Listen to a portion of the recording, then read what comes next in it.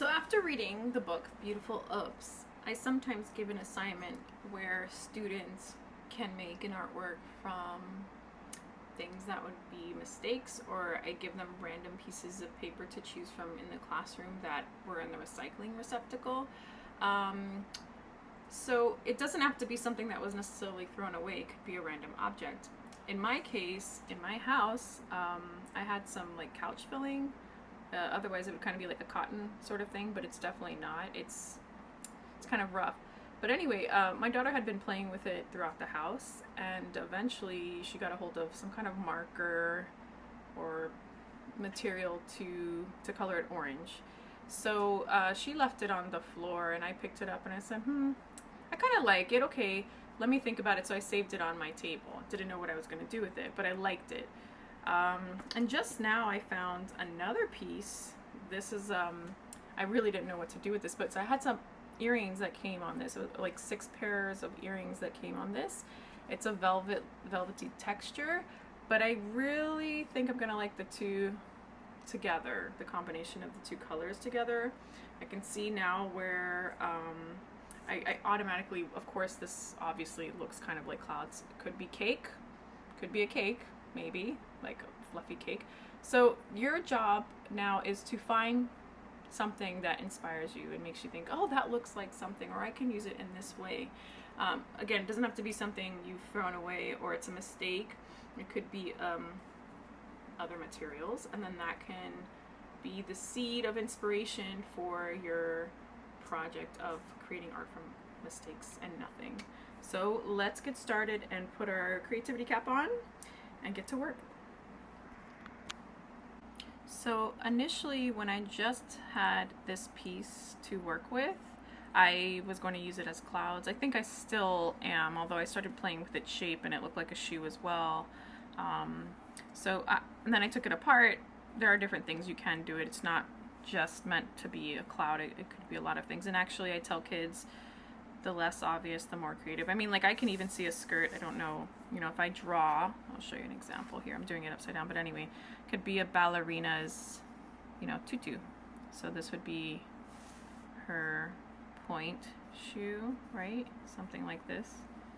Whoops, kind of skinny leg. But anyway, and then, the other one like so.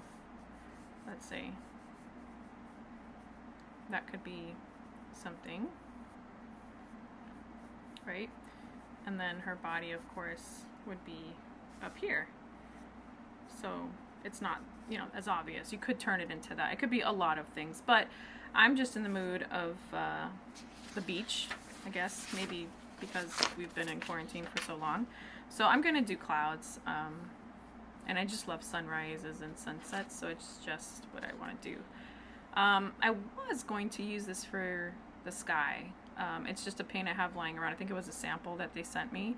So I really like the combination of the two. However, now that I have this other piece, I'm not really sure I like the color scheme because it's a bit muted. So these two are bright and they go together, but I'm not sure now with this. So I'm gonna leave it to the side, and I'm feeling more a mustard or raw sienna, which is kind of like sand color, but I'm gonna see. So I think I'm gonna paint it. It's gonna be a combination of flat and 3-dimensional. What I mean by flat is if I were to draw this in perspective, it would be kind of like half a lake, so to speak. Like, oh, I could also do that too. Maybe I'm gonna cut this. That could be a thing. Could be a lake like that. Or is it an aerial view? And this is like a lake in the circle, and then I can draw things around it. There's so many options. So I'm gonna plan it out a bit, and I suggested you the same before you finalize anything and glue it down.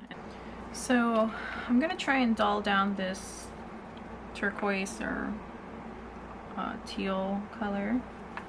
Let me see. I think that might work a bit. Let's try it out. I might even do some blending. So just so you know, this is just plain computer paper. It's not ideal. It's not the best for something like this. I may want to lighten this up, but it's what we've got, and that's what most of my students have. So that's just what I'm going to use. So this is a flat color. Kind of want to see. Yeah, that could work. I'm not sure about this though. I do I think I'm gonna cut it in half now, so I'm gonna do that real quick.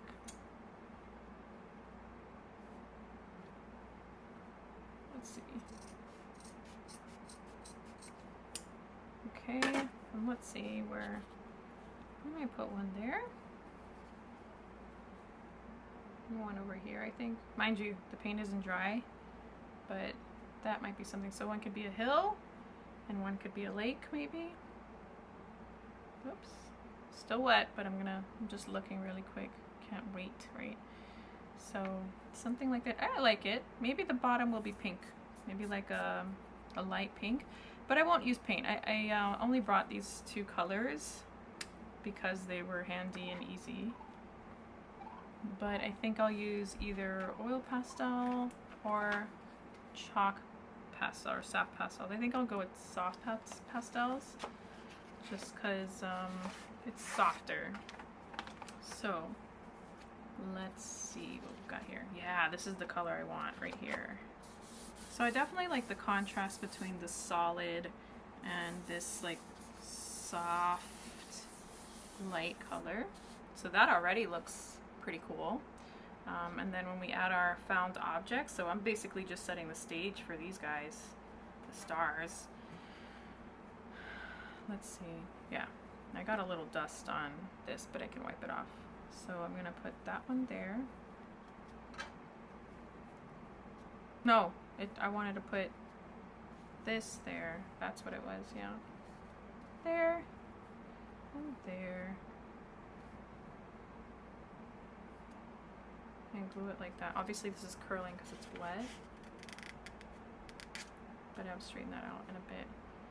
So that's it. This is it. And I might add a little figure down here, but I think it's a cool start, right?